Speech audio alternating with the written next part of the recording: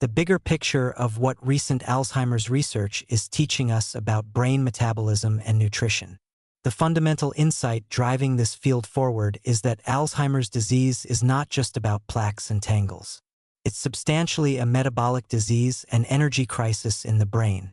And at the heart of that energy crisis is the collapse of NAD+ levels and the resulting inability of neurons to produce enough ATP to maintain their function and defend themselves against damage. This reframing changes how we think about prevention and treatment. For decades, the field focused almost exclusively on removing the protein aggregates thought to cause Alzheimer's. Drug after drug targeted beta amyloid. They could clear the plaques, but patients didn't get better. Why? Because the plaques might be a consequence of metabolic failure rather than the root cause. When neurons are energy-starved, they become dysfunctional in multiple ways, and protein misfolding and aggregation may be symptoms of that underlying metabolic catastrophe. If we accept this metabolic view of Alzheimer's, nutrition becomes much more relevant than it was in a purely protein-centric model. You can't eat your way out of amyloid plaques, but you can potentially support the metabolic processes that keep neurons healthy and resilient. This doesn't mean diet can cure Alzheimer's. Let's be absolutely clear about that. But it does mean that nutrition, particularly nutrition that supports energy metabolism and NAD+, might have a role in prevention and possibly in slowing progression. What have we learned about how to feed the brain for optimal NAD+ balance? First, adequate protein intake matters, especially for older adults. Protein provides tryptophan for NAD+ synthesis, and many older adults don't get enough. Second, foods rich in vitamin B3, chicken, fish, mushrooms, nuts, provide direct precursors for NAD+ production. Third, blood sugar control is critical because glucose dysregulation creates metabolic stress that drains NAD+. Fourth, antioxidant and anti-inflammatory foods help preserve NAD+ by reducing the cellular damage that forces cells to spend NAD+ on emergency repairs. But perhaps most importantly, we've learned that no single nutrient or food is a magic bullet. NAD+ metabolism sits at the center of a complex web of interconnected metabolic processes. You cannot optimize NAD+ without addressing inflammation. You cannot address inflammation without managing oxidative stress. You cannot manage oxidative stress without supporting mitochondrial health. You cannot support mitochondrial health without providing healthy fats and antioxidants. Everything connects to everything else. This is why the most successful dietary patterns for brain health, like the Mediterranean diet, are comprehensive. They're not about one specific brain-boosting superfood.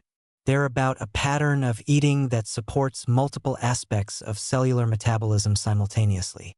Whole foods provide packages of nutrients that work synergistically.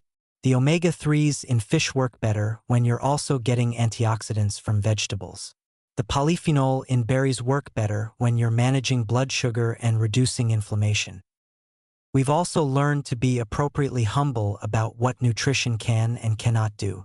Food cannot reverse established Alzheimer's disease, cannot bring dead neurons back to life.